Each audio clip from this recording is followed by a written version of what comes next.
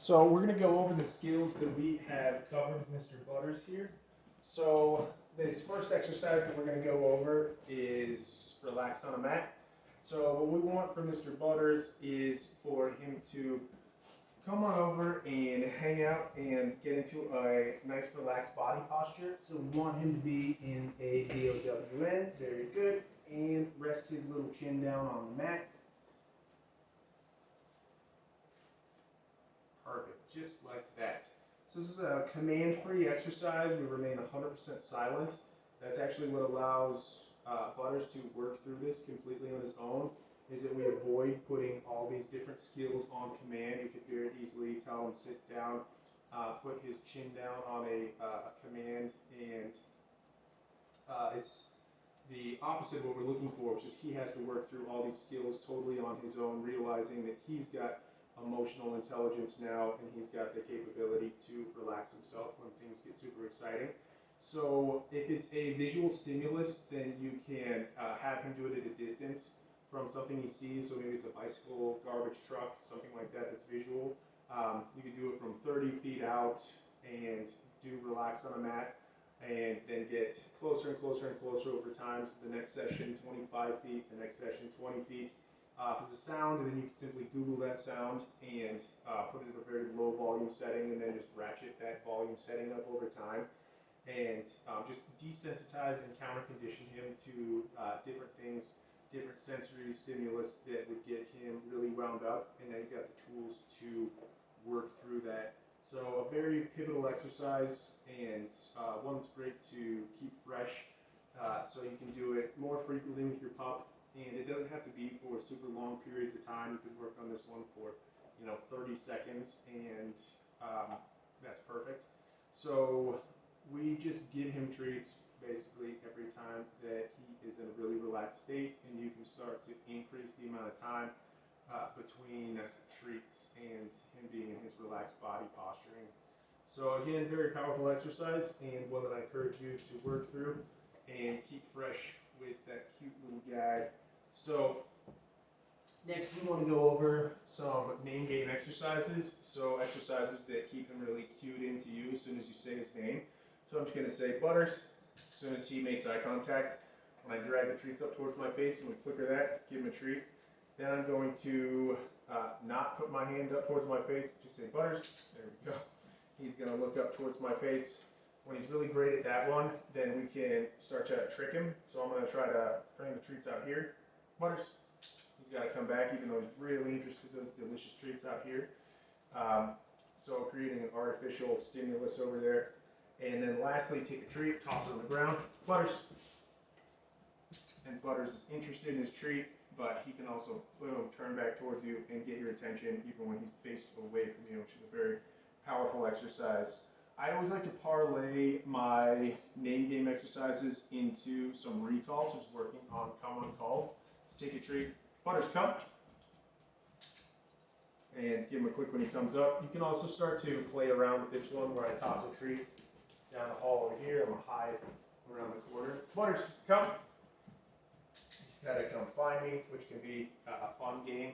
So you can hide from your husband or your wife in the house. Start to make it a fun little game where you're hiding from him. He has to go off with an auditory response. That's a very beneficial exercise, and you can start to increase the distance and duration are the two you can start to tweak with recall. Distance and distraction. So doing it from further and further away and doing it in different environments. So here in the house, once you can hide around corners and such, and you're doing it from roughly 30, 35 feet, pretty much mastered it in the house, at which point take him to the backyard, get a little closer, start messing around with him there. However, we've done a boatload of recall here, and he's done great outside as well as inside, so he's really mastered both scenarios.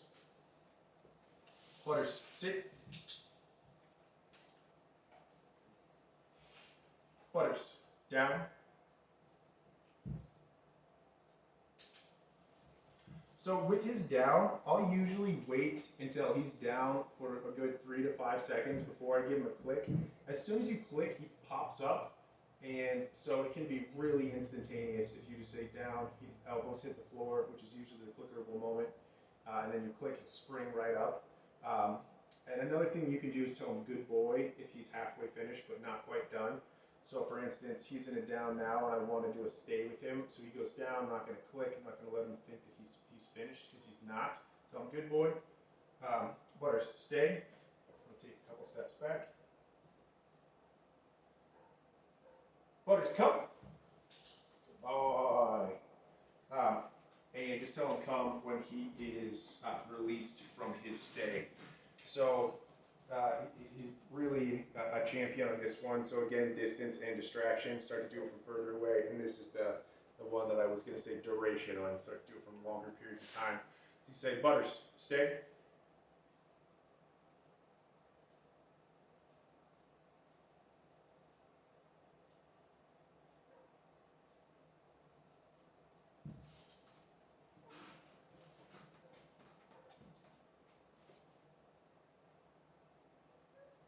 Come. Very good, very good. So we turned away from him, which is more challenging. We've been working on that. So if he ever pops up and is having a difficult time, just continue to face him while you back away and get some repetitions, some solid repetitions and successful repetitions before you practice turning away, and then just start to increase the amount of time. So here we were about 15 feet away, somewhere between 15 and 20 feet away, and then we stayed back for approximately 10 seconds, and that's a really excellent threshold to be at right now. Butters, come! And so that impulse control, he's a super smart dog, but working on the impulse control is really beneficial, and a stay is an excellent way to cultivate impulse control in dogs. That's one of their challenges. Butters, touch.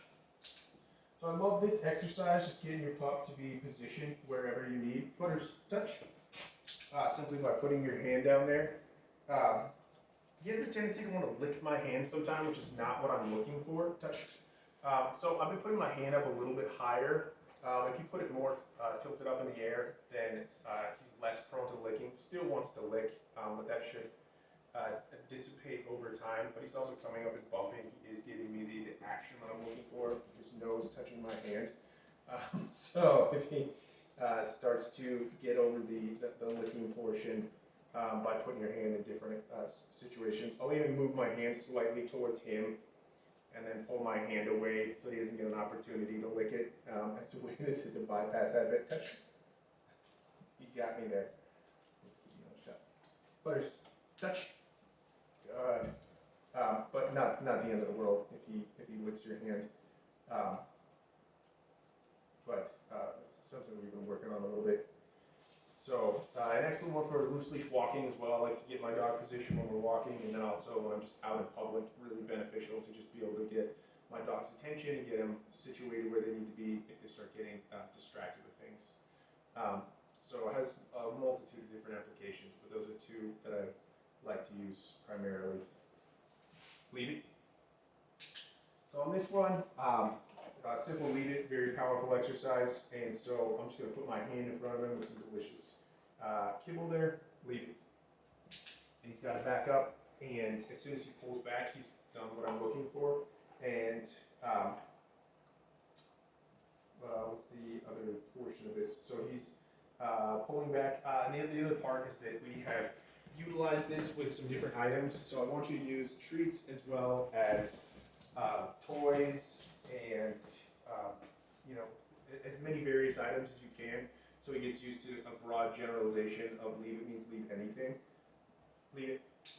We've done a lot of repetitions with this, so as soon as I bust it out, he knows what we're going to do. You're too smart.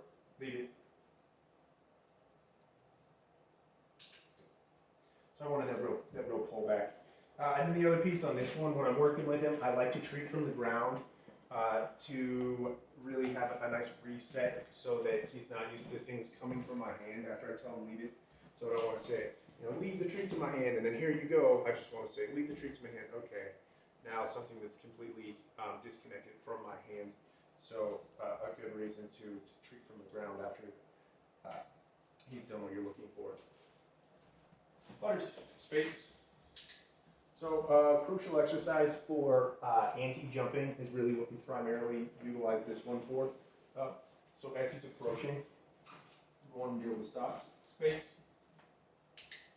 and be able to work also from some different angles. So some from the front, some from behind, some from the side. Butters.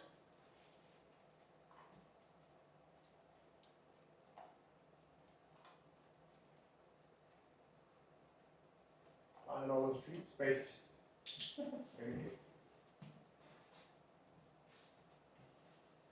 So very beneficial to be able to work from all those different vantage points. So he's done such a great job. We've been able to also start to work through a door behavior. Let me scoop up this little dress here. So what we're looking for on this is that Mr. Butters knows what to do every time someone comes to the door. So if we got a FedEx guy or a guest that's coming over to your house, then you can just have a mat that's set out, and we want him to know he's going to go to the same spot every time and wait until he is released. So we would simply take a treat to practice through this. Butters, Matt.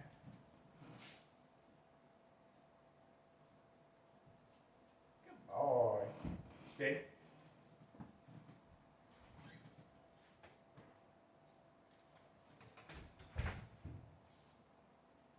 Come. Good boy. Good boy. So we break out a mat, tell him mat, he comes on over to the mat. You noticed initially he was over to the side. That's not what we're looking for. We want him to go right over to this zone. And then we tell him stay. We open up this door, and then as soon as when he's done, we can tell him come on over to us, and we'll give him some love, give him some treats. So very, very good. The only thing that could be different in your environment is the door, indoor, doorbell, the different sounds. So it's just a gradual desensitization as far as the sounds go. So you could simply fiddle with your door handle a little bit, let him know that he's done a great job. You can fiddle with the door handle a little bit. So we would actually want him in his down if we're working through. Butters, Matt. Stay. So then we could fiddle with our lock, fiddle with our door, fiddle with our other lock. Open this a little bit. Come.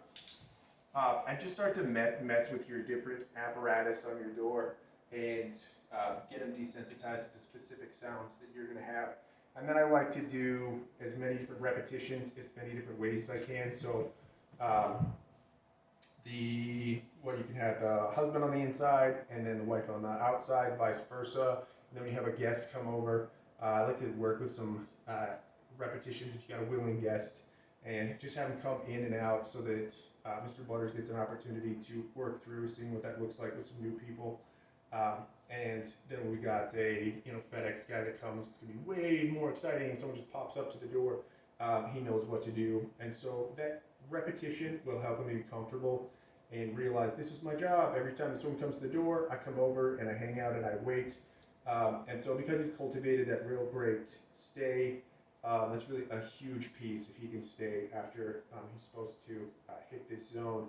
And the mat command does differ from relax on a mat, so they're two completely separate things. And the mat exercise on this, I'm telling him go to this spot and then stay. This is command based. This isn't relax on a mat. We're just hanging out and relaxing. So one is a emotional intelligence exercise, which is relax on a mat. You're hanging out and getting treats for periodically hanging out, and usually starting to introduce some different stimulus. You might be tapping on balls or do it at a park, anything that kind of ups the ante for increased anxiety or excitement. And with this one, I'm telling him, you come over to the mat and wait until you've been released, and this is definitively very command-based. So we're going to next get Mr. Butters leashed up here, and then we're going to go over his loose leash walking. So we'll sign off for just a second and get him leashed up. Butters, come. So very, very good job, sir. Yeah, you're kind of a genius. Nice work.